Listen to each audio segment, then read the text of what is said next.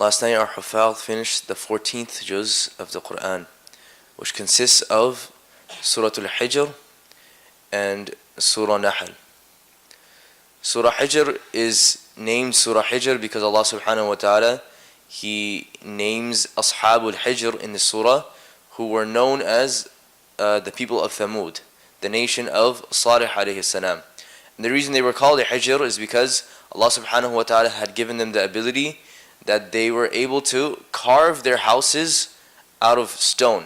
And this was thousands and thousands of years ago, before there was the existence of any machinery, the existence of any of the systems that we have today. They would carve out of stone with their hand.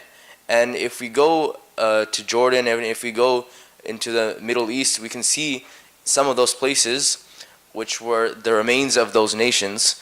And there's this place called Petra in Jordan. You can see that the carvings and the designs of those people, that they were thousands and thousands of years ago. The only thing they were using was their hands and some small tools that they were using. And even then, like, it's so beautiful and it's so intricate that you'll be baffled by how amazing that design is. And this was Allah subhanahu wa ta'ala had given them that ability, but they had kibr, they were arrogant, and they did not accept the message of Salih alayhi salam, and as a result they were destroyed. So this is why Surah Al-Hijr is named Surah Hijr. And in Surah Al-Nahl, Allah subhanahu wa ta'ala, He speaks about the honeybee, and He speaks about the miracles of the honeybee. If we look into a honeybee and how Allah subhanahu wa ta'ala has designed a honeybee, we see many miracles of Allah subhanahu wa ta'ala and the creation of Allah subhanahu wa ta'ala in the honeybee. And another name for Surah Al-Nahl is Surah Al-Ni'mah, because Allah subhanahu wa ta'ala, He mentions many blessings that Allah subhanahu wa ta'ala has given us within that surah. Many blessings, big, small, things that we take for granted. And in that surah, Allah subhanahu wa ta'ala says, وَإِن تَعُدُّوا نِعْمَةَ اللَّهِ لَا تُحْصُوهَا, that if you try to count even one blessing of Allah subhanahu wa ta'ala, you will never even be able to enumerate one blessing, ni'mah. You won't even be able to enumerate one blessing of Allah subhanahu wa ta'ala, because in one blessing there are many blessings of Allah subhanahu wa ta'ala. Inshallah, I would just like to focus on one ayah from Surah Al-Hijr, and a story from it. In Surah Al-Hijr, in the beginning, Allah subhanahu wa ta'ala, He speaks about the story of Shaitan with Adam alayhi salam. Allah subhanahu wa ta'ala mentions the story 4 or 5 places in the Quran, and this is one of those places. And in each place, Allah subhanahu wa ta'ala, He mentions the dialogue, and Shaitan, he rejects prostrating to Adam alayhi salam. And after this whole thing, and after Allah subhanahu wa ta'ala curses Iblis, curses Shaitan, after all of that, Shaitan goes back, and he himself, he still has hope that Allah subhanahu wa ta'ala will answer his du'as. And so he goes to Allah subhanahu wa ta'ala and he says, قَالَ أَنظِرْنِي إِلَى يَوْمِ يُبْعَثُونَ قَالَ إِنَّكَ مِنَ الْمُنظَرِينَ.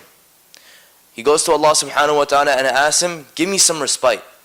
Give me some time until the day that Banu Adam, until the day that humans being, they will be resurrected on Yawm al-Qiyamah. Give me the ability to go and distract them, to go and influence them, and to take them away from you until Yawm al-Qiyamah. Give me that ability. And Allah subhanahu wa ta'ala says, قَالَ إِنَّكَ مِنَ الْمُنظَرِينَ. He answered the dua of Shaitan, and he says that you are amongst those who have been given light. And a few lines later, Allah subhanahu wa ta'ala says, نَبِّئْ عِبَادِي أَنِّي أَنَا الْغَفُورُ الرَّحِيمُ وَأَنَّ عَذَابِي هُوَ الْعَذَابُ الْأَلِيمُ. That inform my slaves that أَنِّي, verily I am, أَنَا.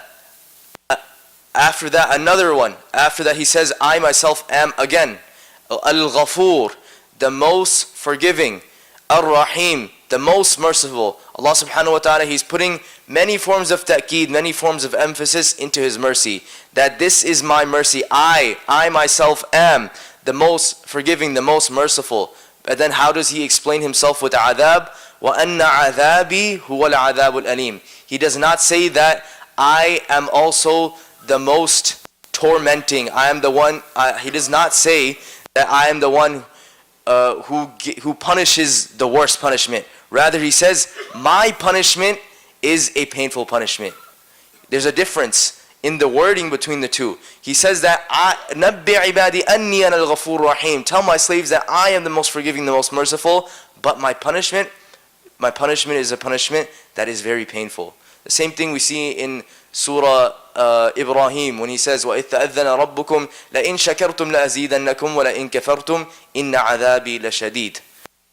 Take from this is that we see in the story of Shaitan, that Shaitan alayhi la'na, after the whole dialogue and after he to prostrate to Adam alayhi salam, and after he was cursed by Allah subhanahu wa ta'ala, he never lost hope in Allah subhanahu wa ta'ala. He still had that sliver of hope that Allah subhanahu wa ta'ala would answer his du'as. It is one thing for us to sin, but it is another thing on top of that to sin and think that Allah subhanahu wa ta'ala will not forgive me for my sins. This is what Shaitan wants to trick us into doing. He wants to trick us into believing that I have gone so far away from Allah, it's not possible for me to come back to Allah subhanahu wa ta'ala because I have done this sin and that sin. Allah subhanahu wa ta'ala will never accept me. Allah subhanahu wa ta'ala will never forgive me.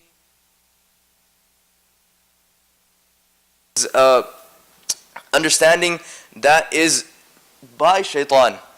He wants us to think that we won't be able to go back to Allah subhanahu wa ta'ala. But Allah subhanahu wa ta'ala says, قُلْ يَا عِبَادِيَ الَّذِينَ أَسْرَفُوا عَلَىٰ أَنفُسِهِمْ لَا تَقْنَطُوا مِنْ رَحْمَةِ اللَّهِ إِنَّ اللَّهَ يَغْفِرُ الذُّنُوبَ جَمِيعًا إِنَّهُ رَسُولُ. Say, O my beloved slaves,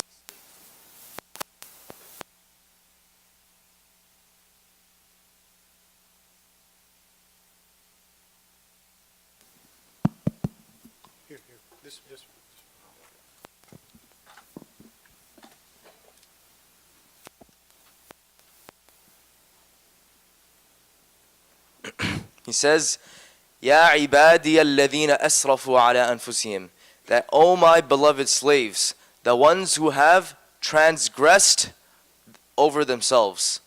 La taqnatu min rahmatillah, don't ever lose hope in the mercy of Allah subhanahu wa ta'ala. Inna Allah yaghfiru dhunuba jami'a, verily Allah subhanahu wa ta'ala forgives each and every single sin. Innahu huwal ghafur rahim, verily He is the most forgiving, the most merciful. So what we take from this is that no matter how far away we get from Allah subhanahu wa ta'ala, no matter how down, no matter where we are in our life, we can always go back to Allah subhanahu wa ta'ala. It is always us, we are the ones that move away from Allah subhanahu wa ta'ala. But Allah subhanahu wa ta'ala, He's always there and He's always ready to forgive us. So we keep going back to Him. Whenever we sin, we always make tawbah. And this is the way to stop sinning. This is the way to get closer to Allah subhanahu wa ta'ala. We ask Allah subhanahu wa ta'ala to give us the ability to never lose hope in His mercy, to always continue to seek forgiveness, and to get closer to Him in this blessed month of Ramadan. هذا وصلى الله تعالى على خير خلق محمد وعلى آله وصحبه أجمعين برحمتك يا أرحم الراحمين.